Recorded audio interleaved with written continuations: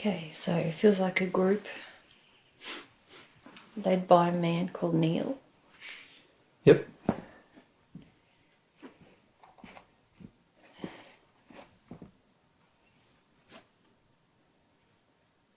Hello, and thank you for this opportunity to speak with you. Pleasure. We have been waiting, and we know that this is a rare opportunity, and we are appreciative of your time and the assistance that we feel you will be able to bring us. We've felt quite mixed up between life and death, if we could call it that. Yeah. Or the difference between being on earth and being as we are now. Yeah. What is this change? It is not how we thought it might be. Well, how did you think it would be? Well, I didn't think about it really. Right, so you had no real firm ideas about what the afterlife would be like. I suppose I had from my early childhood, the feeling that of heaven and hell, but as I grew up, I thought I discarded that, and I didn't believe that. And when it came to my deathbed, really, I didn't really know what was to happen, to occur. Mm-hmm. Yeah. Can I ask just a few questions about your life on Earth? Yes. Yep. So how many are in your group now? 300 to 400, yes. There's some coming and going. Yeah. And if you sort of analyse all of your experiences together, do you feel that sort of most of you had that kind of experience where you were brought up in some kind of faith when you were a child, but sort of discarded it as you grew up and became adults? Some of us are like me and had some kind of vague religious background. I wouldn't say I didn't regularly attend church as a child even. It was more that perhaps our parents or their parents had once been involved in a religion, and it sort of came through to us. Yeah. But there are some in this group who were never raised with any inkling of anything. Would it be fair to say then for the whole group, and something you can confer about, that none of you really had a firm idea of what would happen when you died?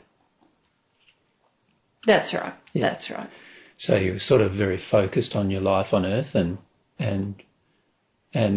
you, many of you also had some fear about passing, like in the sense of when your time arrives, sort of what's going to happen now type of feeling. Yeah, it felt like the great unknown. What would happen? And I think it would be fair to say, to be honest, that the majority of humankind are in the same condition, even those who are religious. And most people have very little real concept about what's going to happen when you die. You know? And it's very rare to find a person who actually understands the truth about what happens when you die. And even those people who flirt with spiritualism on Earth have very little idea or concept about what happens after they pass. So it's a common thing. And firstly, it's important to see that, you know. And one of the main reasons why it's a common thing is because there's very little education on Earth about what happens after you pass, because very few people on Earth have communication with people who know in the spirit world, who know what happens when you pass. So there's very little shared information, and many of the mediums who operate on Earth, you've probably visited some in the time. How long have you been in the state you are now? 50 years for me. Yeah. It varies. Yeah, for some of the others, how long has it been? For some, 100, 150 years. Yeah. Yeah. Some 20 years. And in that time, you probably would have found a few people who you could communicate with on Earth who recognised that you were there. Have you ever done that or before or not?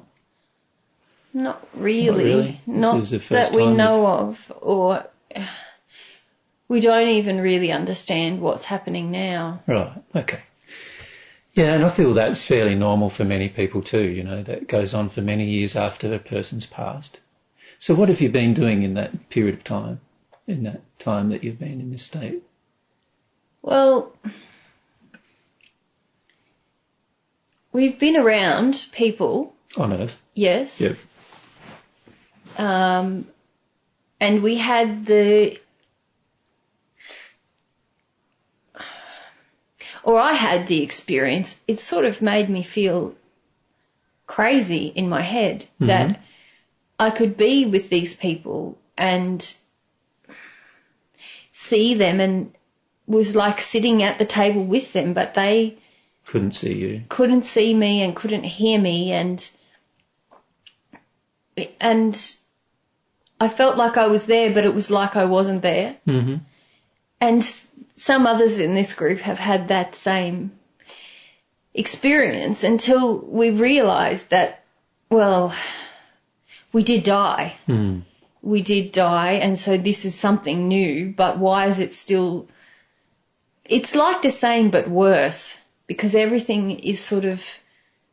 It's like there's a greyness to everything, and a sort of a... Nothing feels quite... real or tangible, but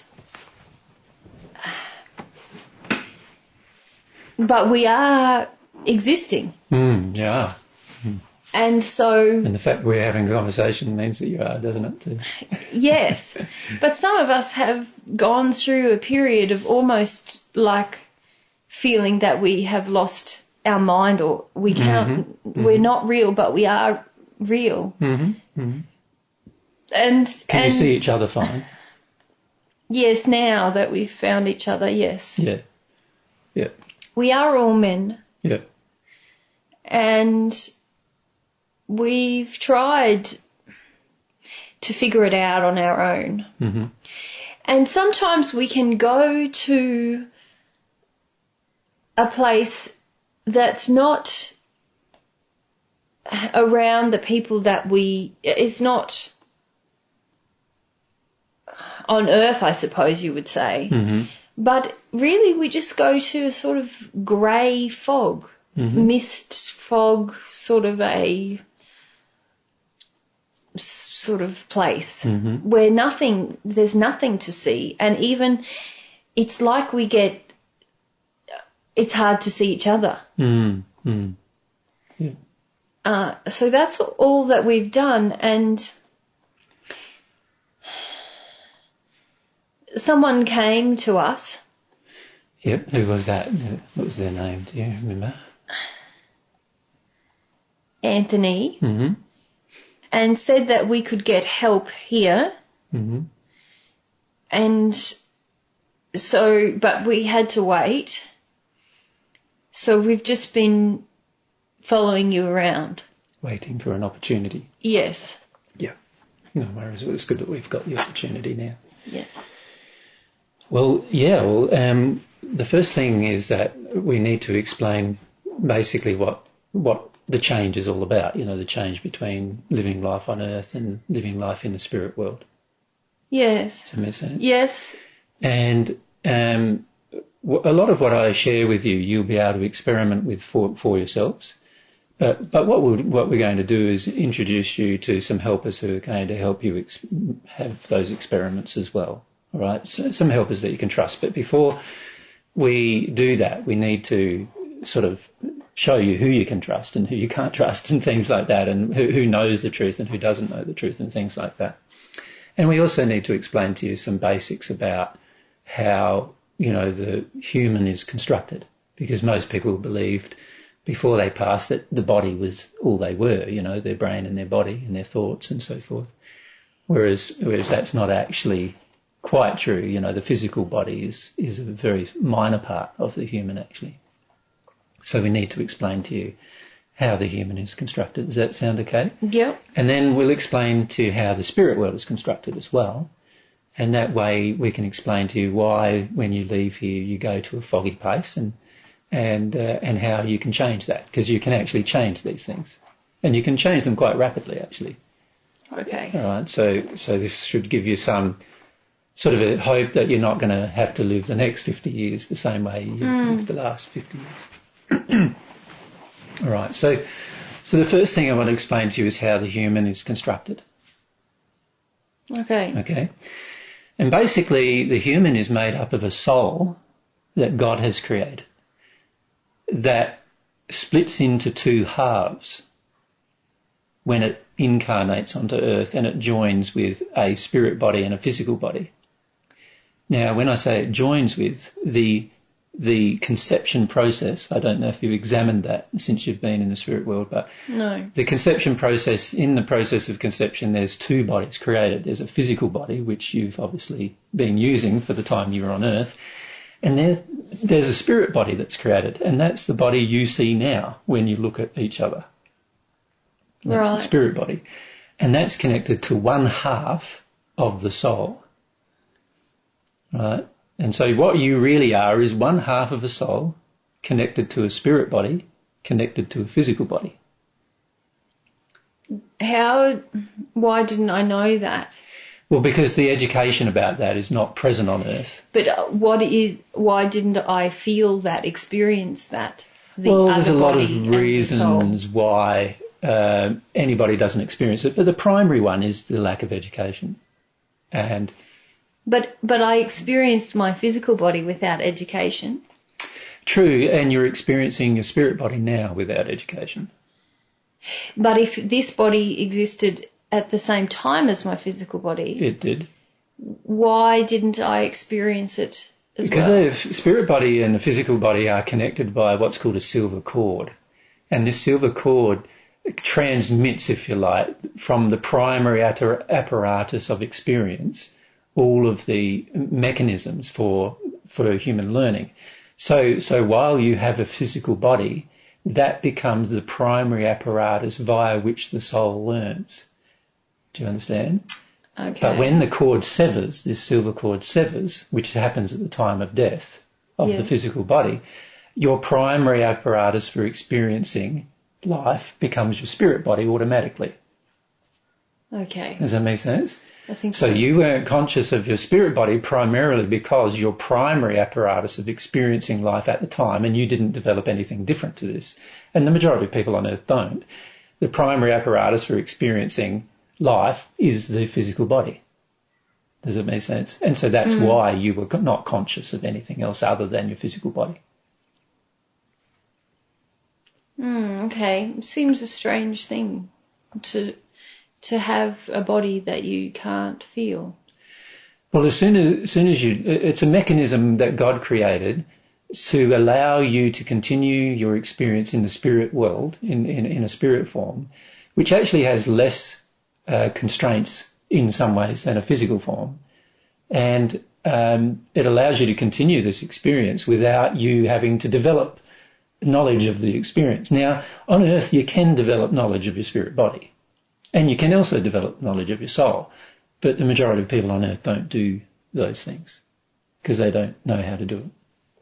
And so they focus their experience through their physical body, the physical apparatus, if you like. So you can think of the bodies as like two attachments to your real self.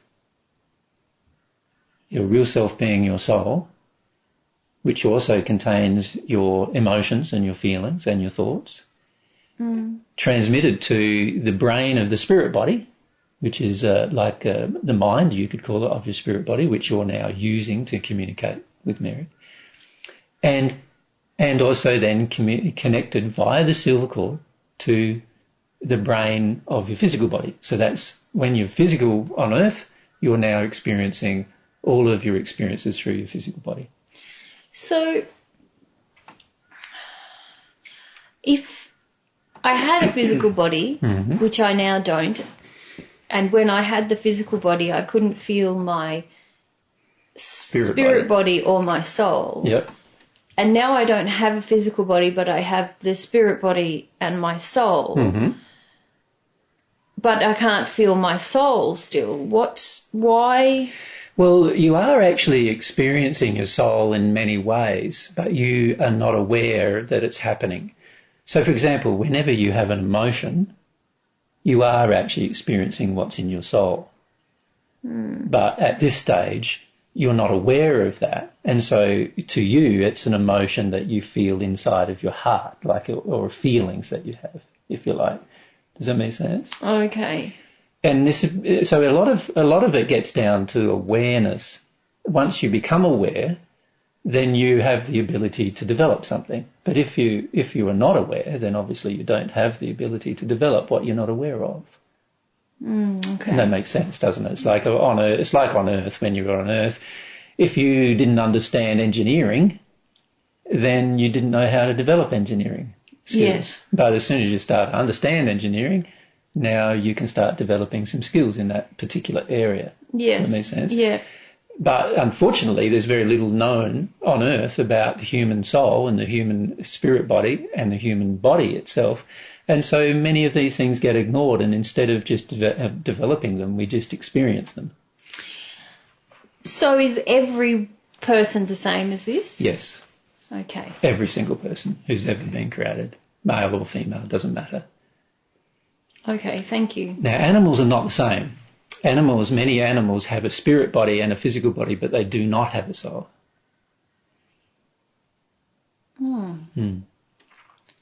So what does that mean for animals? Well, it means that their soul was not created. They don't have a soul that was created by God.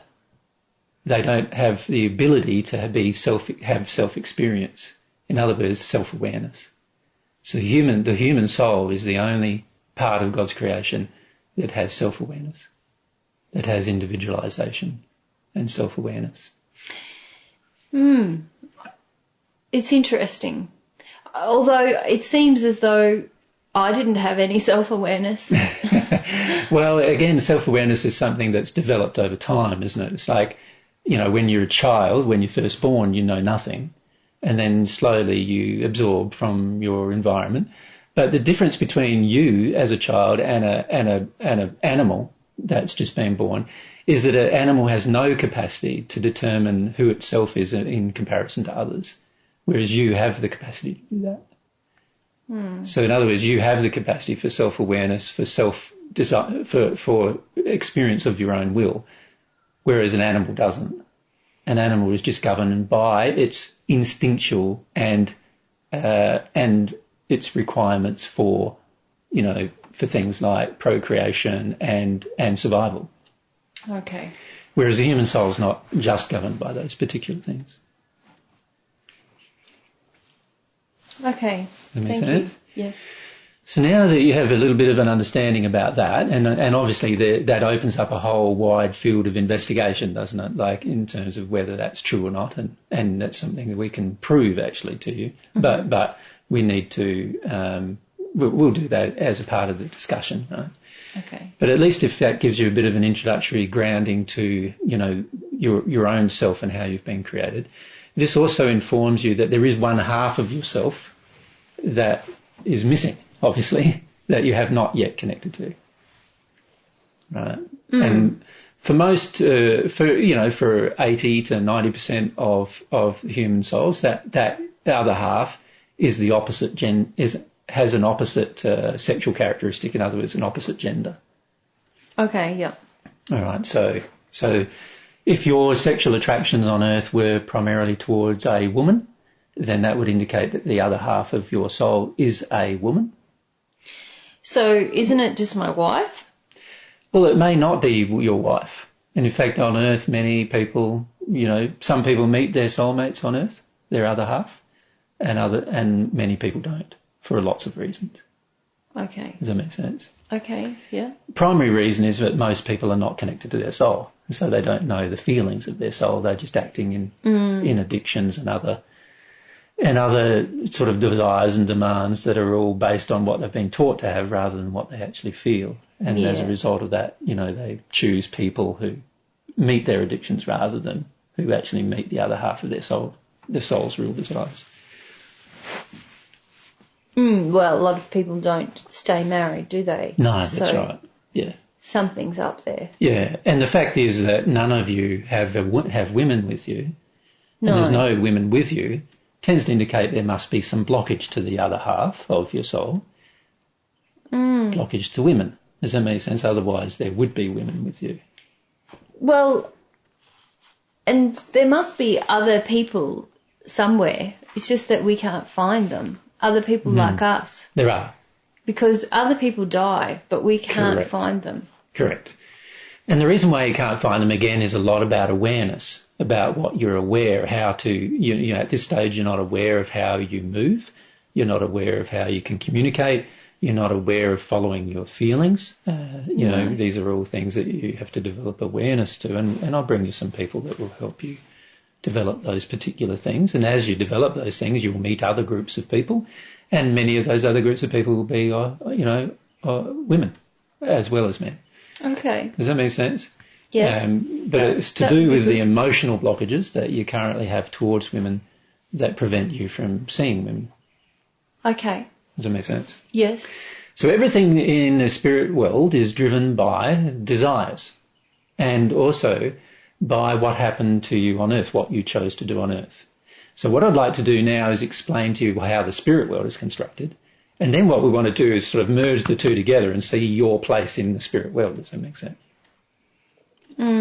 So you're saying there's not just the Earth, there's another world? There's many of such, in fact. There's many dimensional existences, of which you're experiencing the first dimensional existence after Earth. So you're experiencing a dimensional existence where you're quite limited in your capacity, and I'll explain to you why.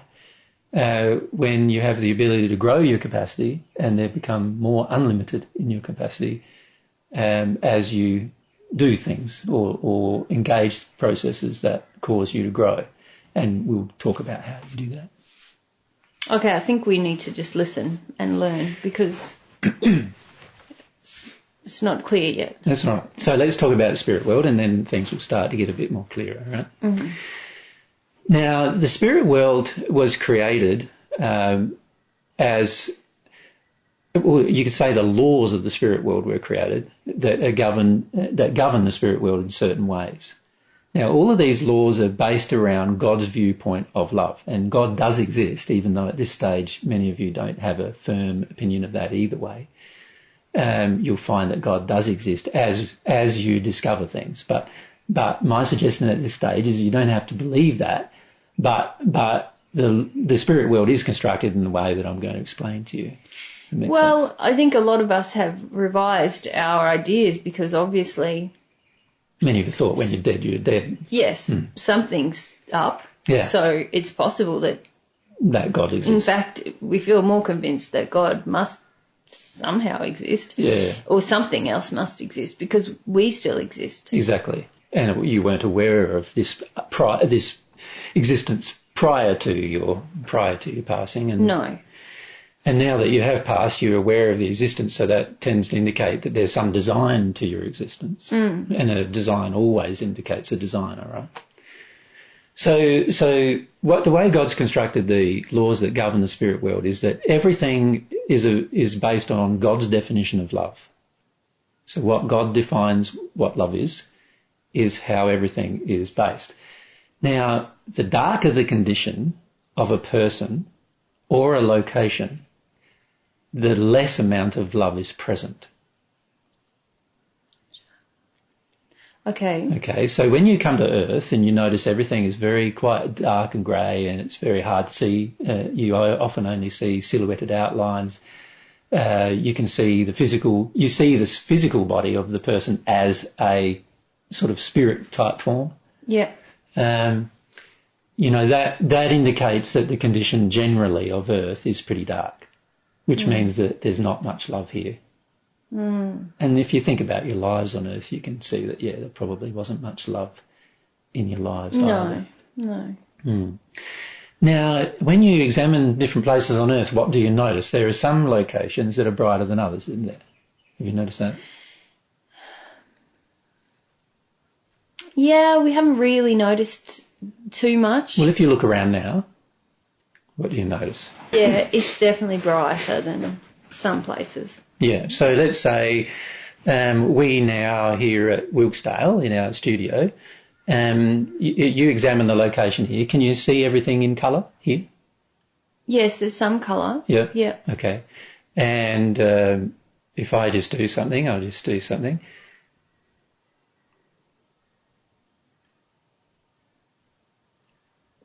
What do you notice?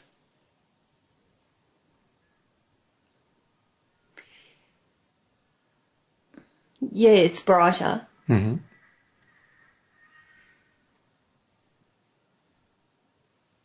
And you waving around and stuff. Mm-hmm.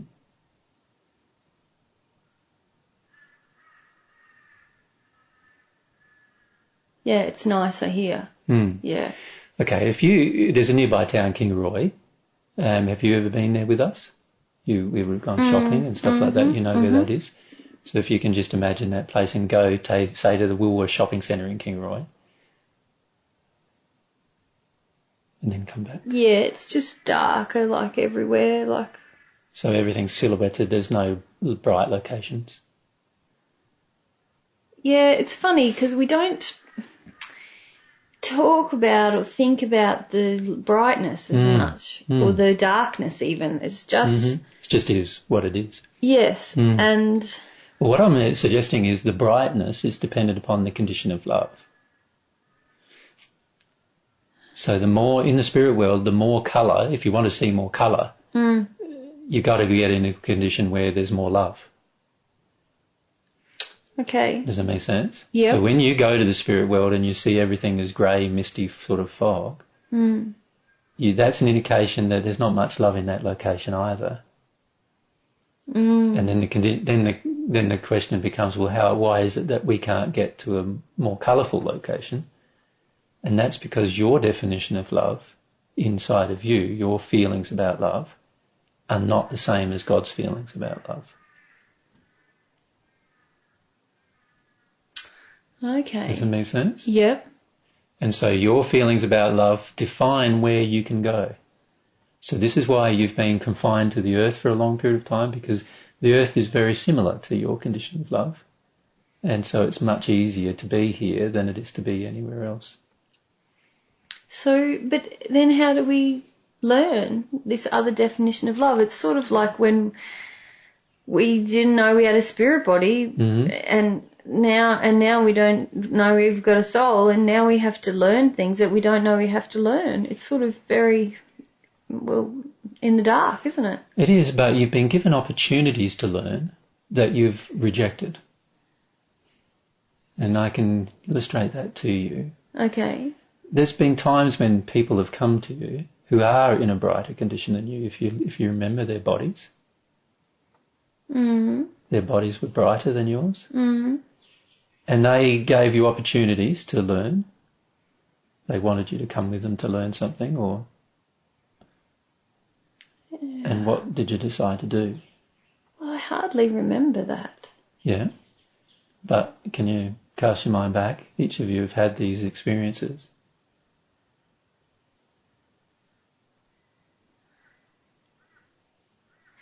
I don't know, it's like I didn't hear it or didn't... That's right. To you it wasn't important. So everything, this is the other thing that's very important to understand, everything is based upon your will, your desire to learn. So if you don't have a desire to learn, then nobody is really allowed to assist you. You must develop a desire to learn. Now, by coming to me, you have developed some desire to learn. So that's really good. And what we want to do is encourage your desire to learn more. Does that make sense? Yep. When you're on earth, you didn't have a very strong desire, if any desire at all, to learn about the afterlife. And you certainly didn't have any desire to learn about God's definition of love. In fact, you focused most of your life on just satisfying your own passions and desires, you know, with regard to physical...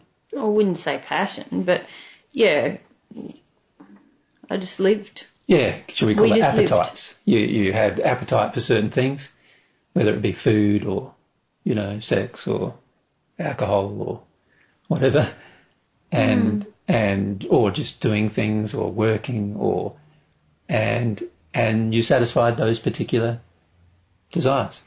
Yes, I suppose none of us have really thought about it like that before, but we just lived the life that we thought. We didn't think, we just lived. That's right, you lived a life that you thought was normal without giving too much consideration to ethics, morality or love or any of those things. And frequently, if you think back on your life on Earth, you sacrificed morality or ethics or love in order to just get what you want. Yeah, again, didn't... But you didn't think about it because it wasn't even a conscious decision, really. No. You just thought, well, I'm allowed to get what I want, so I'm going to get what I want. Yeah, I wouldn't have typified us as selfish, though. No, I'm not suggesting that. I'm just saying the average person on Earth gives very little thought to ethics, morality or love. Yeah, okay. And this is the condition that you've been in. Yeah. And also you've given very little thought to the development of your will. In other words, given very little thought to what do you want to learn about and what are you going to do to learn about it. You just went with the flow. Yes, that's true. And I'd call it you joined the aimless sea of humanity. Do you see what I'm saying? Yeah. And there are many, many people on Earth who are basically aimless while they're on Earth. They have no goals, no desires, or very little goals and desires other than meeting their specific, you know, pleasures and avoiding pain. Well, I tried to do the right, I went to work and... Yeah, but that's the right thing as defined by the Earth. Yeah. It's not even the right thing as defined by God, so you don't really know at this stage what God's definition of love would have guided you to do. No, obviously. I mean, that's the whole thing. You just did what was the norm on Earth. This whole living without awareness of it all, it still feels a bit like, how are we supposed to know? Well, that is dependent upon the development of your will. And this is something that is very badly understood on Earth as well. Most people on Earth don't understand how important it is to develop inside of yourself a desire, a passion to work out things. You know, a desire, a thirst for knowledge, if you like.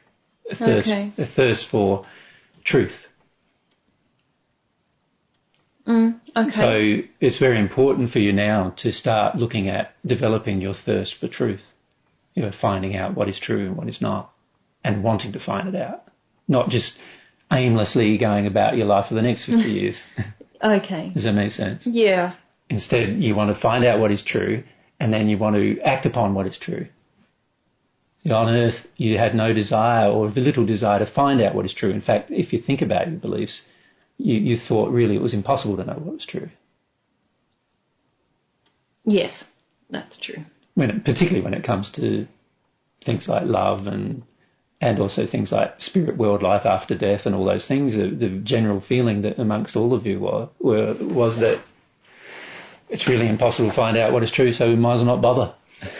Yes, and I still feel a little bit like that because you're saying now I'm in this spirit body, which makes sense, but it's almost like I couldn't know that was there until I left the physical body.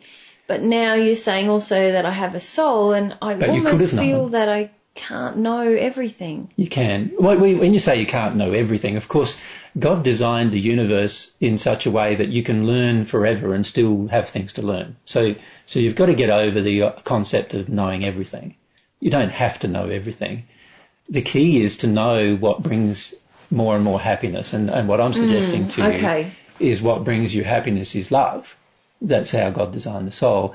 And if you learn God's definition of love, you are going to naturally become more happy, and you're going to naturally have a wider range of experiences. You're going to naturally have more freedom, and you're also going to naturally have more light in your life, more colour, more, and people and different experiences in your life. These are all part and parcel of that. Now, what I'm suggesting to you is that is true also on Earth, but the majority of people don't know that. Okay. Does that make sense? Yes. Well, I didn't know that for sure. And the majority of people don't know it because we're not taught it. No, our parents didn't know it. Our parents have wanted to remain ignorant, and that also then causes us to finish up remaining ignorant. And then we don't have a very developed desire to seek truth, and as a result, we do remain ignorant until we pass. And even then, for many years after we've passed, we remain ignorant of what is true. Okay. But if there was a different teaching on earth where seeking the truth was important, right, then you can see that there would be nobody on earth would really tolerate ignorance. Everyone would be seeking more truth. This would create a passion or desire in the soul to seek truth. This would cause us to be less aimless and more directed with our desires. And then as a result of that, once we passed, we'd already know what was going to happen because we'd already sought the truth of that before we passed. Sort of feels frightening when you say that. A number of us feel a bit frightened when you posit that as a possibility. Well, this is the thing, is that ignorance is generally driven by the underlying emotion of fear. In other words, we're afraid to find out what is true because it causes us to feel things that we don't want to have to feel. Right. And so this is what you need to do. You need to be prepared to feel things, even if you're scared. Prepared to feel things and still want to know what's true. Does that make sense? Yes. Yep. Yeah. Now, there's no, God's not a punishing God, so that's the first thing you need to know about God. Okay. So God hasn't constructed a hell which you'll get tormented in. No, well, we don't really feel fire and torment or anything like that. But it is stressful, isn't it, living in a situation where you don't know anything that's going on? Yeah. So that's been your torment, if you like. Yes. And that's the result of you not having a developed will while you're on earth. Okay. In other words, not developing your will on earth to find out about love and to find out about ethics and find out about morality and find out about what's God's truth. And that the lack of developed will causes us to pass without a lack of developed will. So with a lack of developed will. And so what we finish... I see. Sorry, yes. not the opposite. Yes. But with a lack of developed will. And so what we then do is we're now feeling, well, what do we do now? We just are as aimless as we were really on earth without any real goals or desires or passions. Yeah, we feel aimless, yes. Yeah. And partly we're aimless because it helps us prevent some fear-based emotions. Okay. So that indicates that within each of any person that passes from earth generally has fear within them that they're going to have to experience at some point as an emotion. Okay. Does that make sense? Yes. The key is to not be afraid of your emotions, but rather just feel the emotion, including the emotion of fear, just to feel it. And as you feel it, you'll release it. In fact, you'll see colours coming out of you as you release it, and that helps you feel it. Okay. Does it make sense? Yeah. Okay, but getting back to the spirit world and how it's constructed. So every place in the spirit world is dependent upon condition of love and awareness. So, for example, when you are not here on earth, you go to this place that's very foggy and everything. Can you see why it might be foggy? Can you see there's a relationship between the fogginess and what you can't see and the condition, the spiritual condition that you're actually in, which is that you can't see very much and that everything's a bit foggy and you're a bit aimless. Oh. And so the location matches your emotional experience. Now, the reason why God's constructed it that way is so that you feel the emotion of your aimlessness. Oh. Can you see that?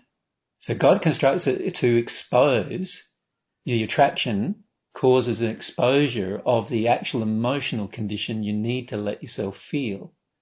So in the case of you guys... So it's not that we're aimless because there's nothing around us that we can see to do or interact with. Correct. It's because we already... were aimless inside of the feeling. Were aimless.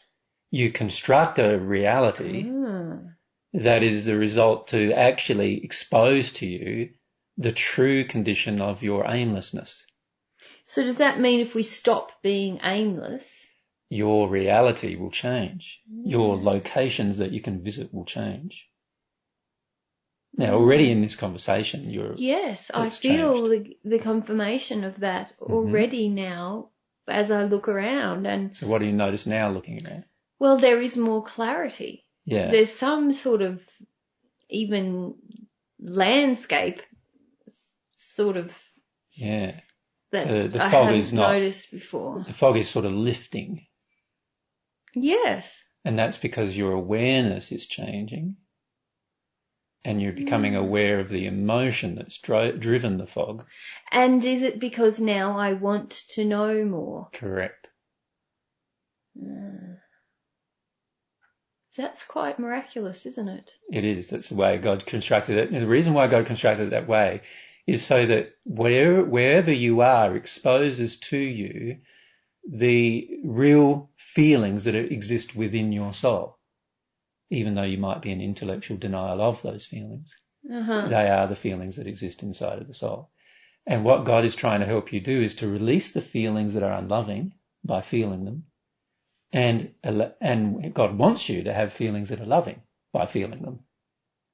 Now, a lot of the loving feelings can't come unless you release the unloving ones. So in other words, you can't see with more clarity without seeing that you actually have been aimless. In other words, you've got to feel that you have been aimless, and you've got to feel like you want to do something about that. Okay. And as you feel that feeling, your environment changes so that you can now see more of your environment automatically. Does that make sense? So God's constructed quite amazing, isn't it? Yeah, it's very amazing how God's created it. It's quite, as you say, it's quite miraculous when you engage it, but after you've engaged it many times, you realise that it makes a lot of sense as well, from a logical perspective. God's trying to expose to you the emotion that's inside of you that causes you to attract the location that you're in. And the location you're in is there. God's designed it to be there. As part of your attraction. In fact, God's designed a law that means that you created your environment. So this is another thing that doesn't happen when we're on Earth, though, does it? No, it's pretty much the case on Earth. You create your environment on Earth, as well. But I didn't create the trees or the rocks, or no, your condition of love creates your environment. You see, on Earth, you have the beauty on Earth is that you can experience things without, what would I say?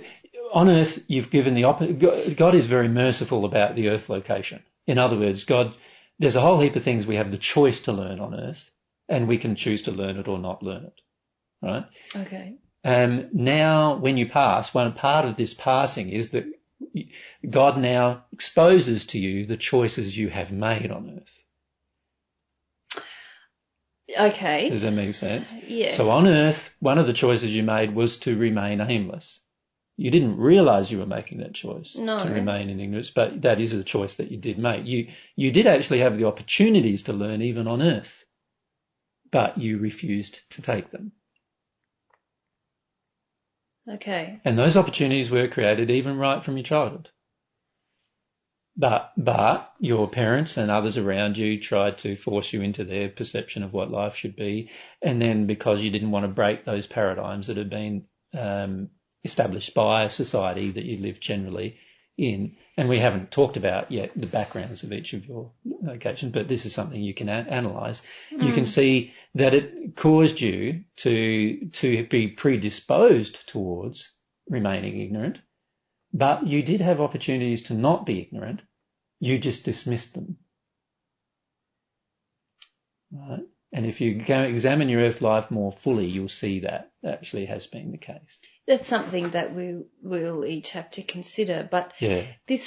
How does that relate to our environment? You're saying that it's not as we don't create our environment because God is merciful. No, when God on earth, God's always merciful. I'm not suggesting God's less merciful when you're in the spirit world. Okay. But what I'm suggesting is on earth you have opportunities to change your choices many times throughout your life, right? Mm-hmm. But unfortunately, we frequently don't change our choices on earth. In the spirit world, God is a bit more firm with regard to justice. In other words, what God's done with the spirit world is He's designed laws that actually say, well, now you've made those choices. Now I want to expose the emotions that have caused these choices to be made. Right? Now on earth you had the choice to find those emotions, but you didn't choose to. But in the spirit world you have less choice to find the emotions. You're now pulled to the location. So it's like we're more forced to come to terms with what you've done. Okay. Your choices you've actually made. Does that make sense? So that's sort of like the church said about hell. I suppose you could say that. There is no Satan the devil, and there's no place of fiery brimstone on eternal torment. But there are locations in the hells where there is fire and there is... But in a sense, I mean, we're paying for the things that we did on earth, even if we didn't know they were wrong. Yes, no, God's trying to expose to you what choices you did make that are out of harmony with God's love right now. That's what God's trying to do. And one of the things I'm suggesting to you is this choice you made to remain ignorant, that it was actually a choice. And it was driven by some fears that you'll find you'll expose as you start to make choices, you know. Okay. You mentioned about analysing our lives on earth. Mm-hmm. And we all come from very different we've had different lives, but the one thing that we found that we have in common is that we each passed due to some kind of complaint in our chest. Yes. I had lung cancer personally, but some others had like a heavy cough that led to their death. Some sort of lung problem. So most of them were not heart-based problems, but lung-based problems. Is that correct? Yes, that is correct. Yes. So, in your chest you think there's some organs that are essential to your life. One of them is your lungs, obviously. Another is your heart. No, yes, I'm sorry. I'm just conferring it is all the lungs. Yes. So what does that tell you about life? There must be something Well, we must have made some choices from what you're saying. That are the same. And does that... And the only thing we can find the same amongst us is the lungs. Yes. So what does that tell you? What choices did we make about our lungs? Well, I'm already discussing with you the choice you made. The aimlessness. Yeah, there's obviously a deep feeling in all of you, right, to do either things for others or to be aimless and ignorant with regard to what you choose to do. So you're not breathing in life, are you? Mm-hmm. You could say most of you have avoided making choices to discover more about life. Yes, that's true. Yes. Yeah. And you'll notice whenever I say something, there's an emotion that gets kicked up inside of you. Yeah. So that's an indication of the truth of what I'm saying to you. Does that make sense? Mm-hmm. Yeah. The key is to feel those emotions. So to find out why each of you made the choice to be aimless. Does that make sense? But it did cause your particular form of ailment that caused your death. Okay. So the same problem caused that as well. Okay, thank you. Yes, there's a relationship between those things. Yes. Yep. So it doesn't really matter. And this is why you are all together. The law of attraction operates in such a way. There is a law that God made called the law of attraction, that eventually all the people who sort of feel the same way with regard to their primary emotion are all drawn together. And that works on earth as well as in the spirit world as well. Mm. So this is why you're now all together, and you'll have that common. See, in a normal sample of 300 people, that you would have 300 different ways probably that they died. Yes. That's right. Yes. So the fact that all of you have similar ways that you've died is an indication that now the law of attraction is working in such a way that you're all being drawn together because you have the same feelings about life. Okay. Now, and this is why many of you can't see women, is you all have the same feelings too about women. And also the reason why there's not women around you is because those women all have the same feelings about men. Does that make sense? Mm-hmm. And so unless these feelings change and become more in line with God's truth, nothing will change. So how can we learn God's truth then? The way you learn God's truth is really, well, there's a couple of ways. One way is to intellectually learn it, just like you would on earth if you went to a school. Okay. The problem with that way is that it's very slow, cumbersome, and you already have inside of you some emotions that would prevent your understanding intellectually. Does that make sense? Yes. The best way is God's way of learning, and that is to release the emotions that block your learning. Do you follow me? So you've got to let go of why, in your case, why is it that you didn't want to use your will more positively? There's got to be reasons right, inside of you. And if you can release that emotionally, you will have a greater capacity to learn. Because there's no longer that emotional block preventing learning. So a lot of people don't realize on earth that actually learning is mostly prevented by an emotional state, by your emotional condition. By the emotions that you're blocking, right? Yes. None of us have ever considered this. No, but if you examine your life, you can see that there's certain opportunities of learning offered to you, which you rejected, and those particular opportunities you rejected for certain reasons, and those reasons were all emotional. Again, it's something that we need to investigate and reflect upon. Yeah. Yes. But let me explain more about the spirit world, because it's important. So what God's done is God's made these laws that govern, the level of brightness is basically the level of love of a location. Does that make sense? Yes. And the level of brightness of the person is the level of love in the person. Okay. Does that make sense? Yes. Now, the people who have more brightness know more about love.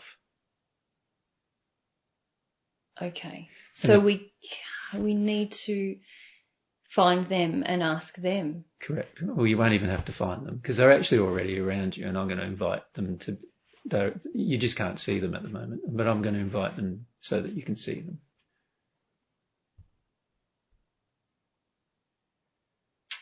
Great. Right. Great. What have you noticed? Yes, there are others among us. Now, yeah. What do you notice about them? They're brighter. They're brighter, so they have more knowledge of love than you do now. So that's a good sign because you can learn from them. What else? Are they all men? Mainly, yes. Yeah, but are there some women? Yeah, a couple. Yeah. Let's ask for a few more women to come.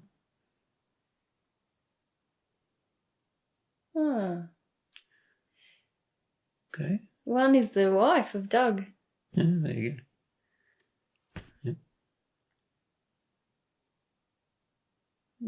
Okay, I don't really like being around women. Yeah, no, you don't. This is why you have not been around women. Why don't you like being around women? I feel aching in my chest. Yes, that's the sadness you have. I can't breathe. That's because you're not letting yourself feel your sadness about how you feel about women. How have you felt about women on earth? I never thought about it. No, but now if you feel about it, you've got this aching in your chest. Oh, I just feel like, so much. They want so much. I feel smothered and I feel sad. This also, if you think about it, for all of you, you've felt that about women, haven't you? You can see this is something that's common. Yes. Again, So this tells you that all of you have grown up in a life where you felt quite smothered by women.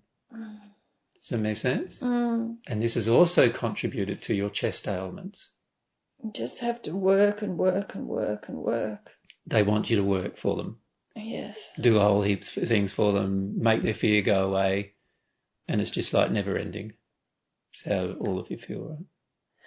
Yes. Yeah. There are feelings you need to process. Now, what I'd like is the brighter women, the ones who are brighter women, to stay there. If the ones who are not so bright can just leave for a moment. Yeah, okay. What do you notice about the women who are brighter? Do they have feelings that they want you to work for them? No. No. It's still hard. Yeah, because you're shutting down the feelings. That's why it's hard. If you just let yourself feel your feelings, as you'll need to do. Yeah. About women, you'll find that you'll release this feeling of being smothered by women. And if you can release the feeling of being smothered by women, then any woman who tries to smother you, you won't respond to anymore. See, on earth, any woman who tried to smother you, you let them smother you.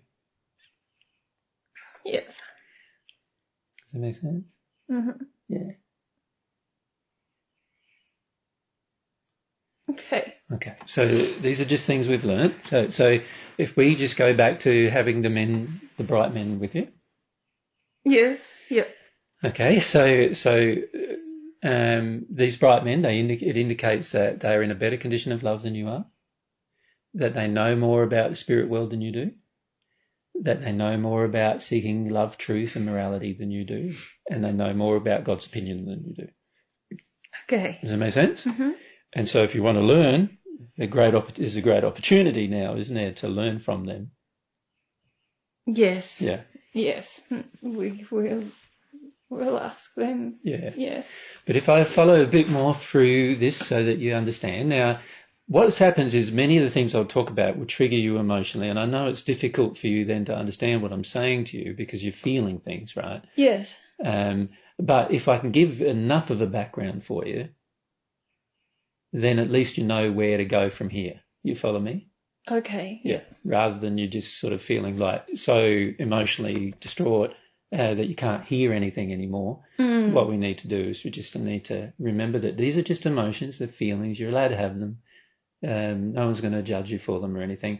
But the key is to not fight them. But the more you learn now, the better your opportunities will become. Okay. You follow? Yeah. All right. So what we've said is there's levels of love right? Now, every major demarcation in love is called a sphere in the spirit world. You could think of it as a universe on its own, like a location, if you like, on its own.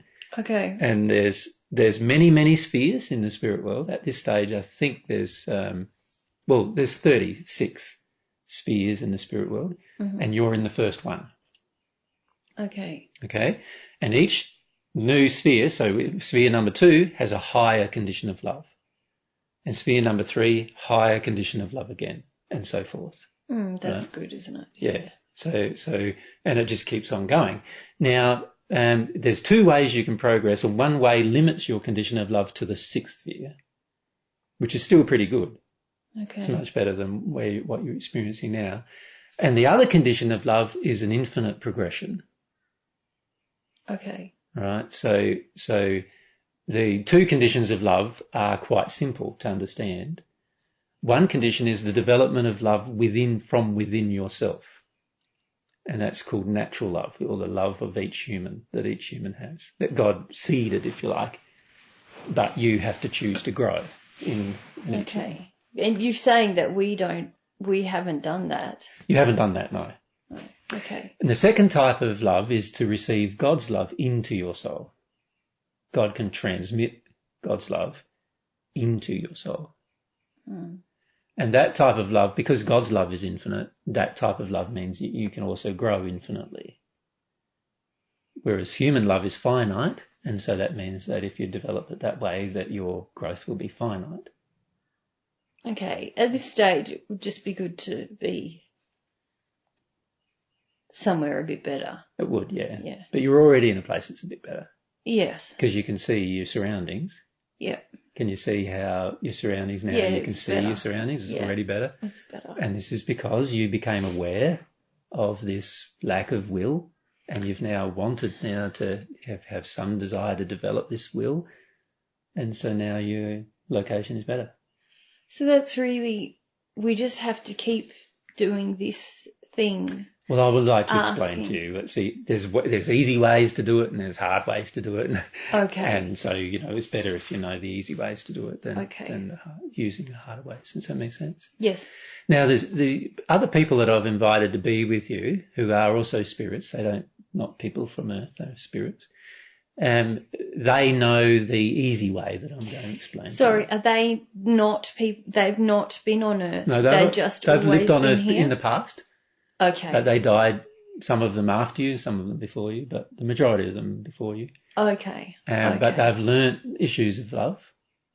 They've grown in love to a point now where they can help you with your education in love. So they used to be like us? They used to be like you. In fact, what I'm going to do is get one of them to show you how he lived his life on Earth. Do that?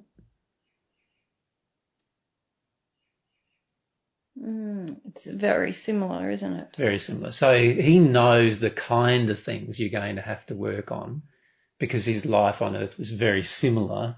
He had the same kind of oppression by women. He had the same kind of, lack of will when he passed and so forth, right? So what was what is his name? Garange. It's a strange name. Garanchu? It's a name I've never heard before, yes. Yeah. Yes. And what nationality was he on?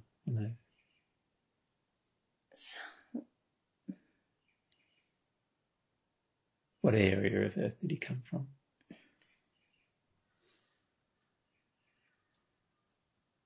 Sort of in this northern region. He says it's not there anymore.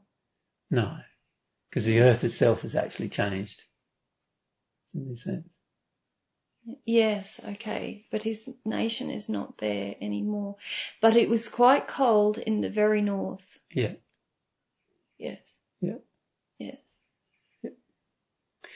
Now, when he passed with the same kind of emotions that you have.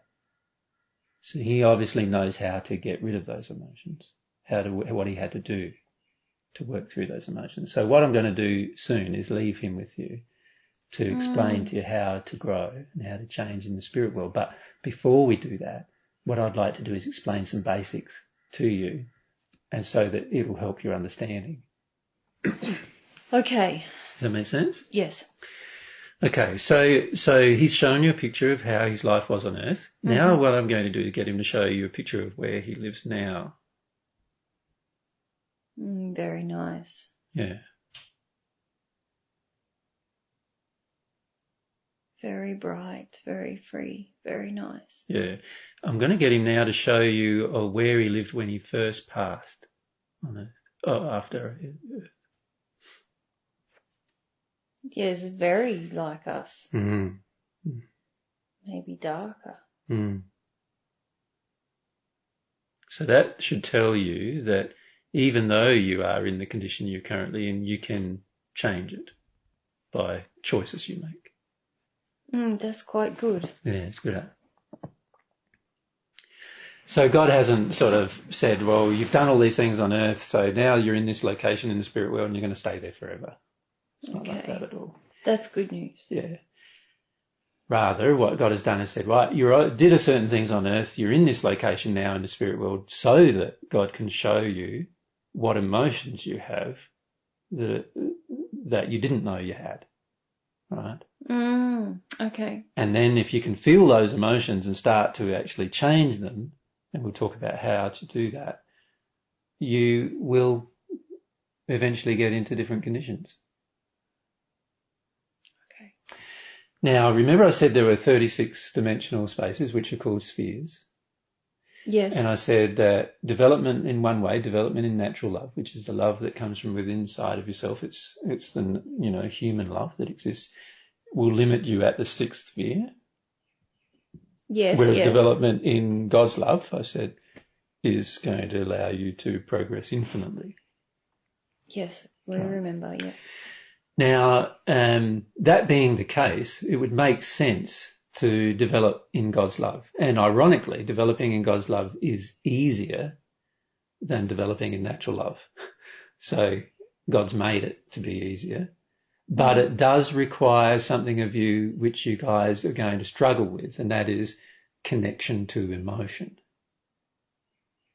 Okay. Does that make sense? Yes. So this is where your primary part of learning, there's 2 things. There's connection to your will, exercising your will to know God's truth, and connection to your emotion, your willingness to experience emotions that block you from awareness. Okay. Right. So by coming and having a chat with me, we've already partially unblocked this emotion with regard to will. As to because, why. Yes. And as a result, you can see instantly some changes in your environment. Yes, it's very good. Right. So you can see that if you further develop your will, that it's highly likely that there's always going to be further changes in your environment. Yes. Based on that particular truth you've already learnt through your experience. Yes. Now, what I'm suggesting is that you can use your will to develop yourself in love from a human perspective, or you can use your will to develop your love from God's perspective. And what I'm suggesting to you, it's far better to develop your love from God's perspective than it is from the human perspective. Sure, it makes sense. Yep. Now, the way you do that is by asking God to receive love. But the asking isn't just an intellectual asking. Okay. It requires a longing, an emotion to come from your heart, and the willingness to experience the emotion when it arrives, which will expose a lot of sadnesses in you. Do you follow me? Yes. And there needs to be then a willingness to experience that particular sadness. If you use your will to not experience the sadness, then that will block the flow of that love. Okay. You follow me? So to have a true longing for God's love requires that you feel a heartfelt desire to receive God's love. And you can do that even though you don't really believe God exists. You can say, God, if you exist, I would like to experience your love. Right? And God can even show you through that interaction that God exists. Yes. By giving you some love. And then you can see whether God exists or not through that experience, right? Do you want to try that experiment? Okay. You remember that it's going to require a feeling coming from you to have that love. And it's also going to require of you a willingness to experience some emotion, because you'll find that God's love varies a lot from your concept of love currently.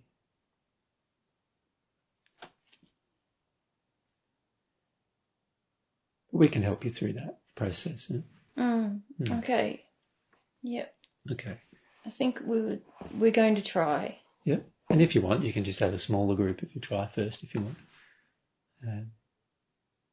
But you might as well all try. There's no difference between the small group trying and all of you trying.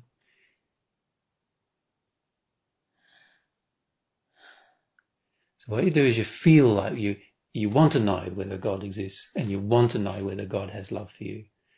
And you feel that in your heart, like you feel that you want to know.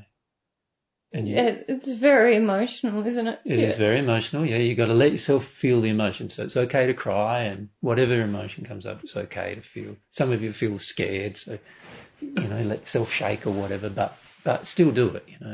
The key is to not avoid. We don't want to avoid doing it.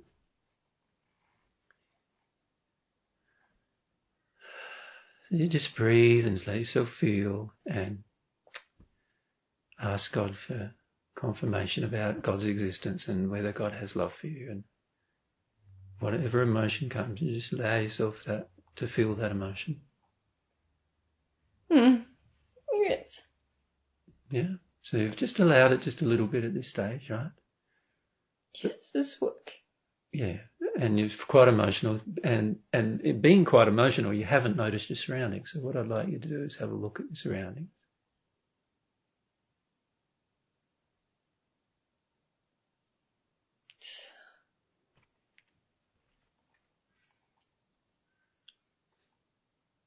So much better. Makes you feel like crying again, doesn't it? Yes. Yeah. It's so much better. Thank you so much. Yeah. Yeah. So now you've got some colour in your surroundings, right? I still feel very sad though. Yeah, that's okay. Remember I said you're going to have to learn to allow the emotions. So sadness means crying. You're going to have to learn to cry. You're going to have to learn to let yourself cry. On earth, you really shut that down a lot, right? Yep. But you're going to have to learn to let yourself do some crying. If you refer to your person who's going to guide you, can you see that he had to do a lot of crying? Yes. So that's not a problem. It's just an emotion. Just got to let it out. It's a bit of pain, but key is to let out your pain so you don't carry it around inside of you anymore. So what I've just described to you is how to progress with God's love. Really quite simple, but can you see it requires that you let yourself feel some fairly challenging emotions. Yes, I still feel challenged, but it's a wonderful experience. Now, did all of you do that? Most of us, yes. Well, this is such good news. Yeah, what I like is, because the ones who didn't do it are not with you anymore. No. So what I'd like you to do is go back to them. I know that's hard. Yes. Go back to them. We don't want to leave any behind. No. And just encourage them to do that now, because you've already had a change. Yes, they're trying now. Yes, it's so good. It's worked for them. Yeah. Okay, now is there any missing still? Just one. So let's go back and get that one too. We don't want to leave him behind. If all of you go back even just to... I know it's hard to go back, but because the new place is a lot better. He's done it. That's great. Yeah. Good. That's good. Yeah, we don't want to leave them behind. Thank you very much.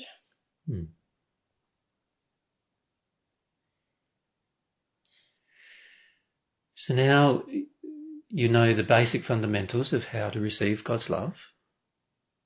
You know you're going to have to experience emotion, and that's something you're going to have to get used to. And that's something that you will have to use your own will to do. Nobody else can do that for you. They can show you what to do, but you have to do it for you, And that's something you need to develop inside of yourself, a desire to do, But every time you do it, you will be rewarded by having a different location and more freedom and so forth. Okay. So it's worth doing. Yes. It's just a little bit of pain to get a lot of pleasure, you know what I mean? Yeah, okay. Let go of your pain. While if you don't let go of your pain remains inside of you. And if it remains inside of you, then you have no opportunity to move beyond where you are. So every time you become stagnant and you're not moving, it's an indication that there's some pain inside of you that you haven't focused on, you've decided to shut it down and not move on it. And as a result, that's going to lock you in a certain place for a certain amount of time. Does that make sense? It does. Thank you. Yeah. It's so much better. Yeah. I feel lighter than I have in so long.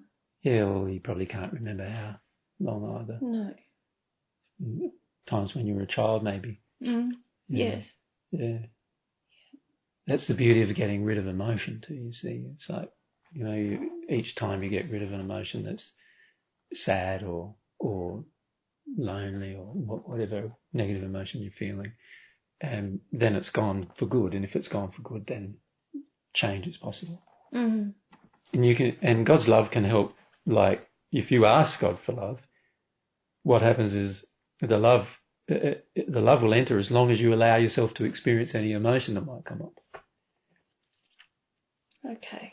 And that will be the challenge, yes. That come up. Yes. Every time you ask for God's love, even the spirit who's progressed the most, every time they ask for God's love, they're always overwhelmed emotionally. And that makes sense when you think about it logically. If God's love is infinite and we're finite beings, then you can see that, we're receiving a part of the infinite's feelings. You can see that it's going to be overwhelming every time. Okay, yeah. You've just got to get used to that, as a part of your growth. Yes. You'll find that every new experience is quite amazing, like there's so much to learn that you're sort of trying to catch up all the time. You know what I mean? Yeah. And you feel like, I've just got that and now there's another thing. Yes. And you got to get used to that too. Yes. You just get used to changing all the time. Okay. After a while you like it, Yes, we have some work to do. Yeah. Now, if you look at your surroundings, what do you notice? They're good. They're so colour, good. Yeah. Yeah. Would your guide like to tell you where you are? Where are you? In this 36-dimensional... Still in the first sphere, he says. Correct. But it's so good. Yeah, it's a lot better, isn't it? So in the first sphere, there's many locations right from the depths of hell, as the saying goes, which are very, very dark and very cold and no light, right up to quite a bright place. Like it'd be like the prettiest place on Earth, Right. And then into the second sphere is beyond what you've ever experienced on Earth. Okay. And then it improves from there on. Okay. Well, thank you. And you may find that after you've released some of these different emotions that you have, that you probably don't stay together as a group, because you'll have all different kinds of things you want to discover, and some of you will have different ideas of what you want to discover than others. And so you might find that you finish up, visiting each other regularly, but going off and having their own experiences and coming back and meeting up with each other and sharing your experiences and so forth.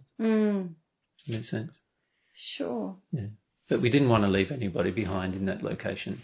Yeah, thank you. So I wanted to try and have each of you have the experience. Thank you very much. Thank you very much. Now, I think that's probably enough. It's more than enough. There's a lot to discover, so you remember this is just the beginning of your discovery process. The key is to work through this will thing, there's been a big influence on the earth of suppressing your will, people shutting down your will and shutting down your desire to discover things, and then after a while you shut down your own desire to discover things. You don't want to do that anymore. And to continue listening to the advice of those brighter spirits, you see, because they know, they've already gone through the experiences. Yes. Yeah. Thank you. It is hard to stay now. Yeah, because there's too much to do, isn't there? Yes. Okay. Thank you very much. It's my pleasure, Neil, and hopefully the rest of you as well enjoy yourself in the process now instead of feeling stuck for years and years. Yes, it's such a difference. It's like a ticket to a new world. Yeah. And I guess that's what it is. It is a new world. It's a physical location that you've now attracted yourself to because of a change in your condition. Thank you. Goodbye. Goodbye.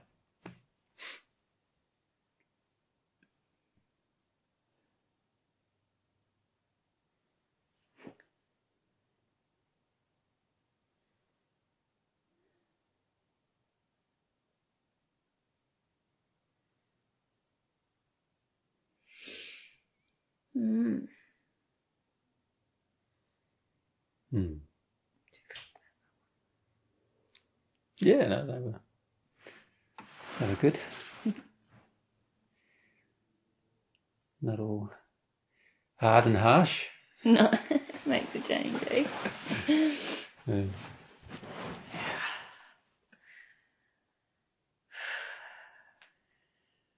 I was thinking, the other day about, I was reading, what was it, I think it was in the Life Elysian. Yeah. How some of the hardest people to move are those people who have chosen ignorance and chosen to not know. Chosen to be just a part of aimless humanity sort of thing. No real will, Yeah. Yeah, well, you know me, I used to get so up in arms about it, and now I feel really connected to my own lack of personal will, Well, what I feel too is that people who are like that are the most easily influenced by spirits. Of course, so you have all of these earthbound spirits who are ignorant, attracted to a whole group of people on earth who are ignorant, and then it's just addictions that cause them to do whatever. Yeah. There's no other aim or goal, or, there's no, like everything's just aimless and pointless type of thing, Yeah. aside from meeting the underlying addictions. Addictions of the person of both, each of them. Yeah. Both a person in the spirit and on earth. Mm. Yeah, which is just avoidance of emotion, isn't it? Yeah.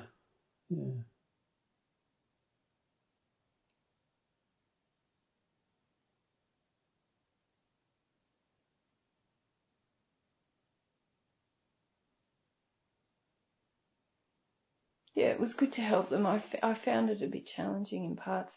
Partly, I think, because they didn't have a strong will. And at one point, I was sort of feeling like, I'm not very connected to this. And then I was like, oh no, they're just sort of very passive. But then, I have similar feelings of being oppressed by women and not using my will as well. Not in the same way that they were, but... Yeah, well, a lot of chest ailments are related to oppression. Yeah, when they said that, and I thought, that's suffocating. Yeah. And that's from my mum, I feel that. Yeah. She's very... It seems to be very female oppression related. The chest. Yeah. I don't know why that is, but... I think because most oppression that comes from women is based around fear. Do you know what I mean? Projecting their fear onto the other. Yeah, so it becomes, like men's oppression is usually overt. Yeah. Like violent or overt. Yes.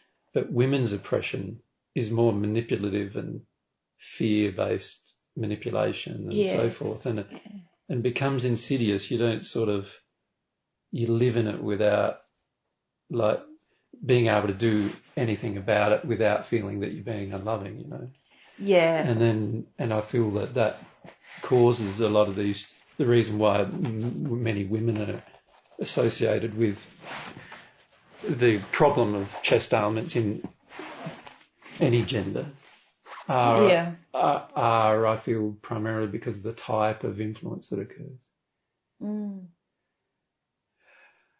A woman prides herself generally on not being violent, but the reality is emotionally that women are definitely a lot more violent than men. Men are violent physically. Women are violent emotionally.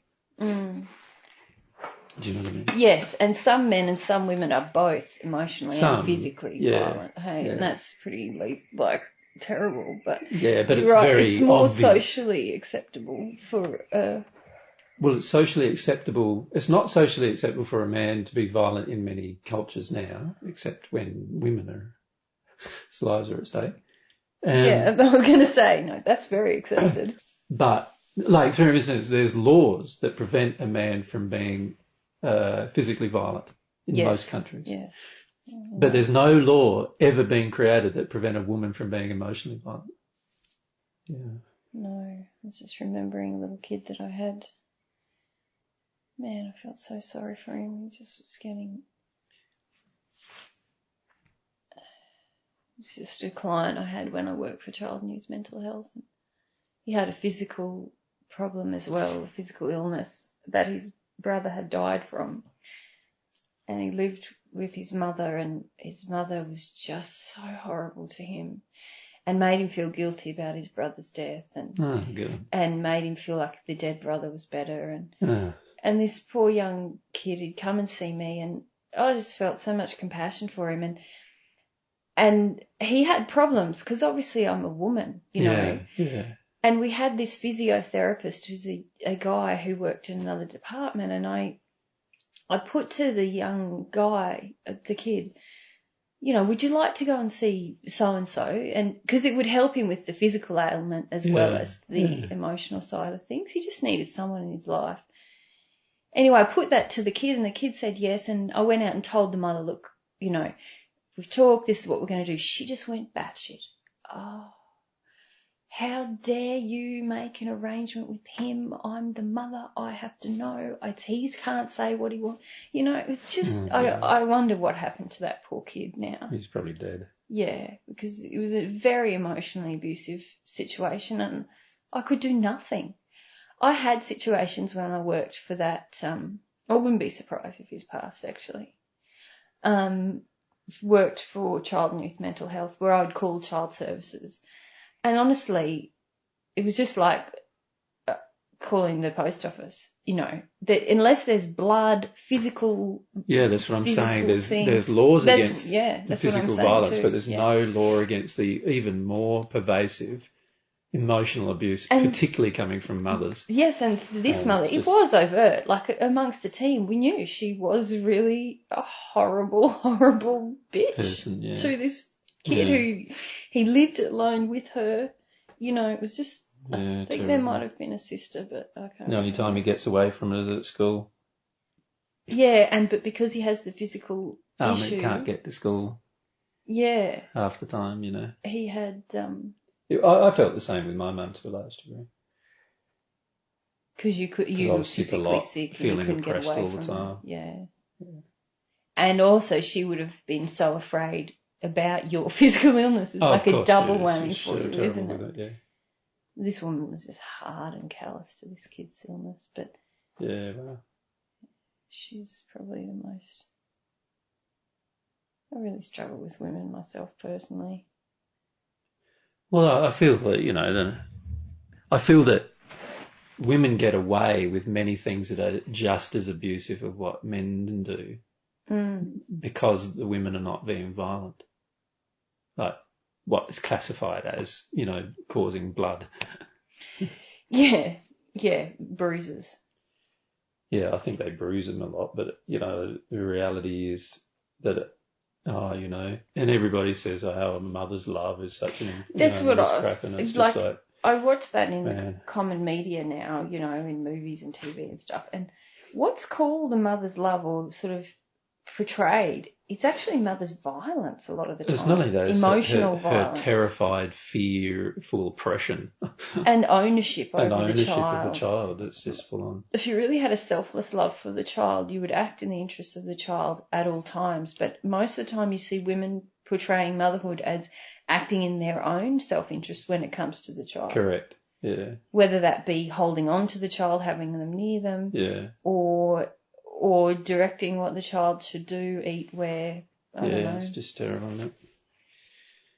Yeah, important to sort it out. Yeah, I find it's really... It was good we could help those guys, though, to feel some of the oppression. Yeah. Yeah, I think I found it a bit confronting there as well, because they have given up their will in order to try and avoid the oppression, and that's something I strongly identify in myself. Yeah. Stop feeling anything, Mary. Just stop wanting anything because just be aimless. It's just, it highlights the oppression so much more. If I just get passive, then I can deny. You sort of cope with the oppression. Method of coping with the oppression. Yeah. So it's good for them to, like you said, experience some will, isn't it? Yeah. That's good. Yeah. Been pretty patient by the seams as well. Hanging around for a while. Yeah. Waiting for an opportunity. Yeah.